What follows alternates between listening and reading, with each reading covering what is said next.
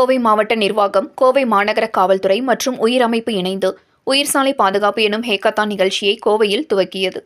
இதனை தமிழக மின்சாரத்துறை அமைச்சர் செந்தில் பாலாஜி துவக்கி வைத்தார். கோவை மாவட்ட நிர்வாகம், கோவை மாநகர காவல்துறை மற்றும் உயிர் அமைப்பினர் இணைந்து உயிர்சாலை பாதுகாப்பு ஹேக்கத்தான் 2025 எனும் நிகழ்வை தமிழக அரசின் நிதியுதவியுடன் செயல்படுத்தப்பட்டு கோவையில் சாலை பாதுகாப்பு மற்றும் மாதிரிநகர திட்டத்தின் ஒரு பகுதியை முன்னெடுத்துள்ளது.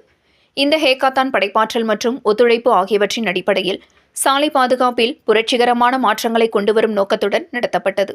உயிர்சாலை பாதுகாப்பு ஹேக்கத்தான் நடைபெற்றது. இதனை தமிழக மின்சாரத்துறை அமைச்சர் செந்தில் பாலாஜி துவக்கி வைத்தார்.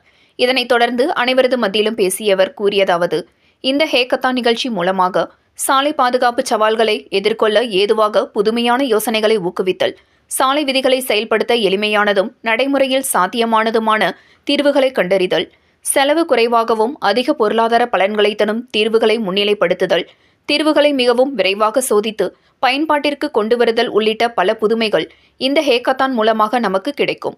மேலும் கோவை மாநகரில் தொடர்புடைய உள்ளூர் சாலை பாதுகாப்பு சவால்கள், செயற்கை நுண்ணறிவு தொழில்நுட்ப அடிப்படையிலான புதுமை, சமூக அடிப்படையிலான தீர்வுகள், ட்ரோன் தொழில்நுட்ப பயன்பாடு மற்றும் விளையாட்டு ரீதியான சாலை பாதுகாப்பு விழிப்புணர்வு ஆகிய தலைப்புகளில் கவனம் செலுத்தி நடைமுறையில் சாத்தியமான தீர்வுகளை உருவாக்குவதற்கு பங்கேற்பாளர்களை ஊக்குவிக்கிறது என்றார். இந்த நிகழ்ச்சியில் கோவை மாவட்ட ஆட்சியர் கிராந்திகுமார் பாடி, மேற்கு மண்டல காவல் கண்காணிப்பாளர் செந்தில்குமார், கோவை மாநகர காவல் ஆணையர் பாலகிருஷ்ணன், கோவை மாநகராட்சி ஆணையர் சிவகுரு பிரபாகரன், கோவை மாவட்ட காவல் துணை கண்காணிப்பாளர் சரவண சுந்தர், போக்குவரத்து ஆணையர் அழகுராசு, உயிரமைப்பின் அறங்காவலர் மலர்விழி உள்ளிட்ட பலர் கலந்து கொண்டனர் என்பது குறிப்பிடத்தக்கது. கோவை மாவட்டத்திற்கு அரசு நிகழ்ச்சிக்கு வருகை தந்த மாண்பு முதலமைச்சர் அவர்கள் கோவை மாநகராட்சியில் இருக்கக்கூடிய சாலைகளை புதுப்பிப்பதற்காக 200 கோடி ரூபாய் சிறப்பு நிதிகளை வழங்கி அறிவிப்பை வெளியிட்டார்கள். அதற்கான பணிகள் தொடங்கப்பட்டிருக்கின்றன. மேலும் கூடுதலான ஒரு சிறப்பு செய்தி, காந்திபுரம் பேருந்து நிலையத்தை புதுப்பிப்பதற்கு 30 கோடி ரூபாய் நிதிகளை வழங்கி மாண்பு முதலமைச்சர் அவர்கள் உத்தரவுகளை வழங்கியிருக்கின்றார்கள். அதேபோல் சக்தி ரோடு சாலையை அகலப்படுத்துவதற்காக 54 கோடி ரூபாய் நிதிகளை வழங்கி மாண்பு முதலமைச்சர் அவர்கள் உத்தரவுகளை வழங்கியிருக்கின்றார்கள்.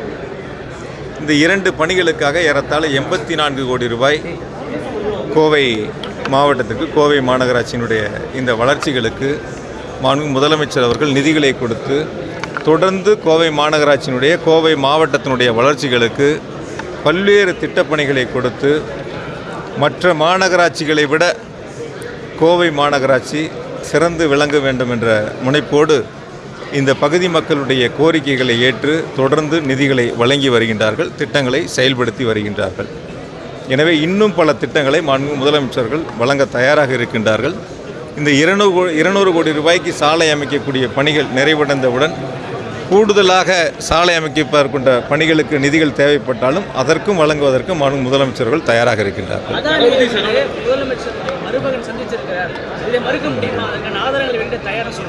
சில பேர்த்துக்கு ஊரில் வேலை வெட்டி இல்லைங்க, சில பேர்த்துக்கு ஊரில் வேலை வெட்டி இல்லை. ரொம்ப நாளாக நீங்களாம் அவங்கள மறந்துட்டீங்க, பத்திரிக்கை தொலைக்காட்சியெல்லாம் மறந்துட்டாங்க. கொஞ்சம் எதாவது நீங்கள் திரும்பி பார்க்கணும்ல, அதுக்காக சில கருத்துக்களை போகிற போக்கில் சில கருத்துக்கள் சொல்லிட்டு போகிறாங்க. உங்களுக்கும் வேலை இருக்குது, எங்களுக்கும் வேலை இருக்குது. அரசு நிர்வாகம் செம்மையாக செயல்பட்டுக்கிட்டு இருக்குது. பலவிதமான வளர்ச்சி திட்ட பணிகளை மாவட்டந்தோறும் முதலமைச்சர்கள் செயல்படுத்திகிட்டு இருக்காங்க. அந்த செய்திகளை வெளியிடும்போது சில பத்திரிகையாளர் கேள்வி கேட்கலாம், வேறு எந்த மாநிலங்களும் இது மாதிரிலாம் இல்லையா, வேறு எதுவும் கேட்குறது இல்லையே,